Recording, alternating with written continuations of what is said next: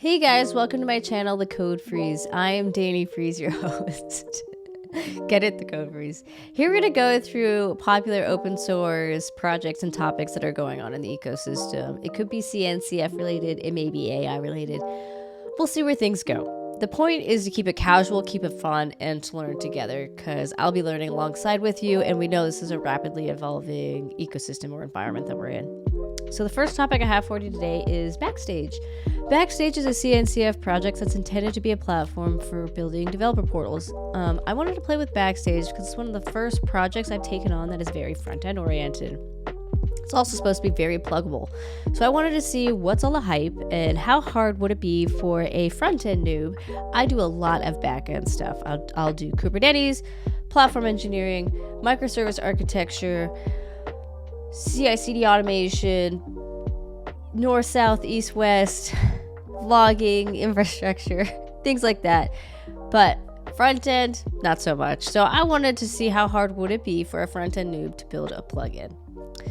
I did have a steep learning curve. I basically had to stop and pause. I had to pause for a moment and learn React and some TypeScript, and then go from there. So what we've got for you today is a 3-part series. Part 1 will just be looking at some reference architecture, so we kind of know what we're getting into.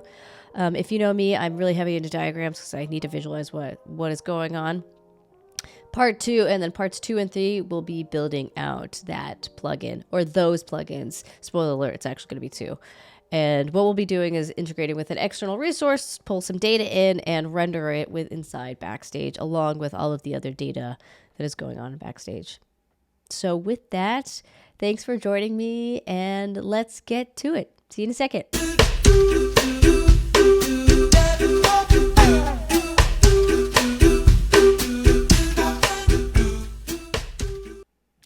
Okay, welcome back. So part 1, we're going to be taking a quick gander at a demo of Backstage. They have some open source ones, and then the reference architecture.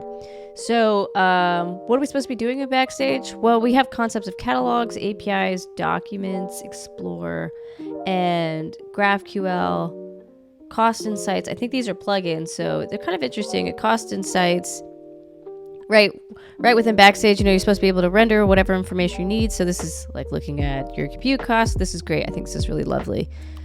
This is something that is not frequently talked about, but is very important. So that's great. That's kind of cool to see. And then if we go home, we have all of these components. So a component is something that we'll be going over as one of the core entities of Backstage. And let's see if we can open up one. Let's try this service. See what it gives us. Great. And so we have the concept of a component. This is a service. A lot of us should be familiar with Pet Store. And you can see that we've got all these tabs on the top. So on the overview page, we know something about this component.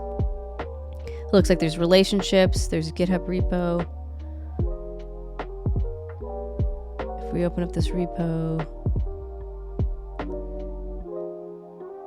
doesn't do anything. Okay. We can see there's no CI/CD information available to this entity.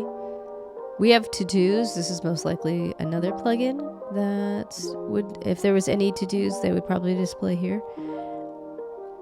And so what we're going to be doing is focusing on these, basically how to build a plugin that will render additional information, basically provide another tab in a component itself.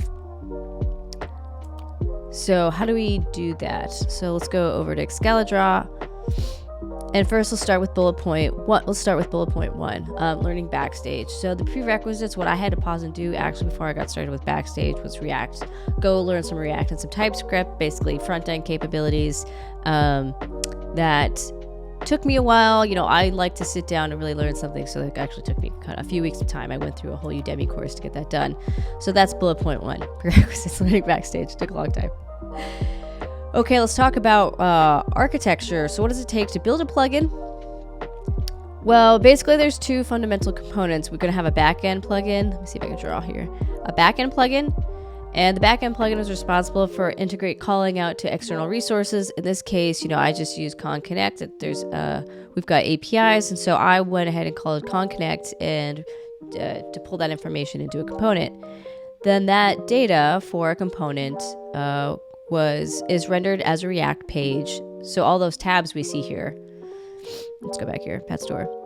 All those tabs we see here, I went ahead and wrote a React page. This is a React page, and I wrote another React page called Connect, and to render my services related to a component. So you can imagine that, like pet store, it's got a it's got probably a microservice, it's got an API. It's also in the context of Kong Connect of a gateway. It's going to have gateway services. It's going to have routes, plugins, things of that nature. Things could be enabled, disabled. And so I wanted to render that inside Backstage to see how easy it would be to do.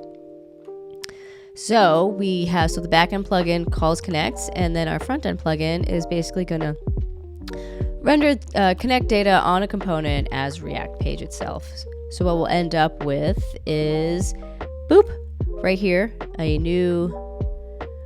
additional Connect page alongside docs. Instead of to-dos, we'll see a Connect page, which is kind of cool. It was pretty cool. It definitely took a while for sure, because like I said, I just had a big learning curve with React, and honestly, I'm still not a hotshot with it. So what is let's end with bullet point 3 of what is a component. So there's 3 core entities in Backstage, and I did pull this straight from the documentation. There's 3 core entities. We've got components. That's not going to work. We've got components. Let's see if I could just select it. Boop, boop, boop. We've got components, which are individual pieces of software. APIs, these are the boundaries between components, which you can imagine. Microservice A talking to microservice B usually happens over some type of API interface of some kind. And then we've got resources, which are physical or virtual infrastructure needed to operate a component. Again, all this is from the docs, but the examples they gave for this was like databases, S3 buckets. Yeah, it wasn't really yeah, those are the examples, right? Things that your mainframes, things that you're integrating with. So, and as they define it, a component is a piece of software, for example, a mobile feature, a website, a backend service, or a data pipeline. The list is not exhaustive. And in the context of Kong, I've got access to Connect APIs. I wanted to see, it may be that someone wants to kind of understand if their gateway services and routes and plugins are all configured correctly with that component that they have. So in summary, a component is essentially a thing that a developer wants to check on and manage all from one location. Is the deployment fine? Is the gateway service fine? Is the microservice fine? Things like that. And this is not the only way to build a plugin for Backstage. It's not you may want to render it like there's other ways to render well, to be clear, when I say there's other ways, you may not want to render information on a component, but this is the plugin structure. The plugin structure doesn't change, but I just opted into my front-end plugin was going to render information as a component. You may not necessarily want to do that, but you got to start somewhere. Okay, so that's the reference architecture with the 3 bullets. Prerequisites. What is the structure? 1, 2 plugins. Backend, calling external service. Frontend, calling backend. Frontend is going to render a React page inside Backstage somehow. I opted to integrate with a component and then, kind of define the gateway services and things of that nature related to a component in Backstage. That's it.